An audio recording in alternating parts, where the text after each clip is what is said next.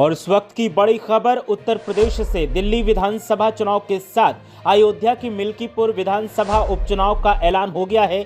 मतदान और मतगणना की तारीख का भी चुनाव आयोग ने ऐलान कर दिया है। 5 फरवरी को मिल्कीपुर में मतदान होगा और 8 फरवरी को नतीजे घोषित किए जाएंगे। अयोध्या की मिल्कीपुर सीट पर लंबे समय से उपचुनाव पर सस्पेंस बरकरार था। विधायक अवधेश प्रसाद के सांसद बनने के बाद मिल्कीपुर सीट रिक्त हो गई थी। 2022 में सपा के टिकट पर विधायक बने थे अवधेश प्रसाद, जो बाद में सांसद बन गए। 2024 लोकसभा चुनाव में सपा के खाते से अवधेश प्रसाद संसद पहुंचे हैं। अयोध्या की मिल्कीपुर विधानसभा सीट सपा और बीजेपी के लिए साख का सवाल है।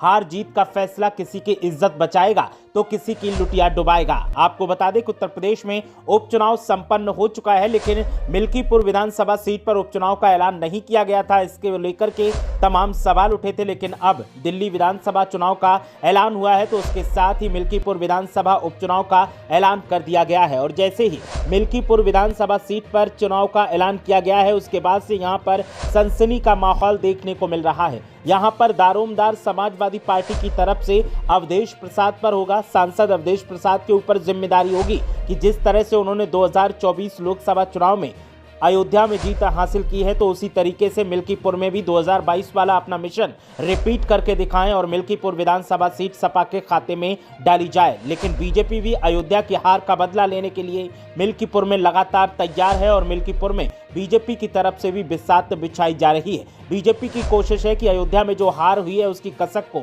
मिल्कीपुर जीतकर पूरा किया जाए और आवाम के सामने संदेश दिया जाए कि हम किसी भी तरह से यहां पर कमजोर नहीं हैं। चुनाव आयोग ने जैसे ही इस विधानसभा सीट पर चुनाव का ऐलान किया है, उसके बाद से समाजवादी पार्टी हो या फिर बीजेपी, कांग्रेस या फिर बीएसपी, हर पार्टी की तरफ से हलचल यहां तेज दिखाई दे रही है और पार्टियों की तरफ से समीकरण साधने का दौर जारी है। अब देखना यह है कि चुनाव आयोग ने अपनी जिम्मेदारी पूरी करते हुए यहां पर चुनावी तारीखों का ऐलान कर दिया है। अब उपचुनाव के लिए समाजवादी पार्टी और बीजेपी की तरफ से कौन कौन नेताओं पर दांव लगाया जाएगा। समाजवादी पार्टी अवधेश प्रसाद के बेटे पर दांव लगा सकती है, ऐसे कयास लगाए जा रहे हैं। लेकिन बीजेपी की तरफ से किसे मैदान में उतारा जाएगा जो कि मिल्कीपुर में फतह हासिल कर बीजेपी की साख को बचा सके।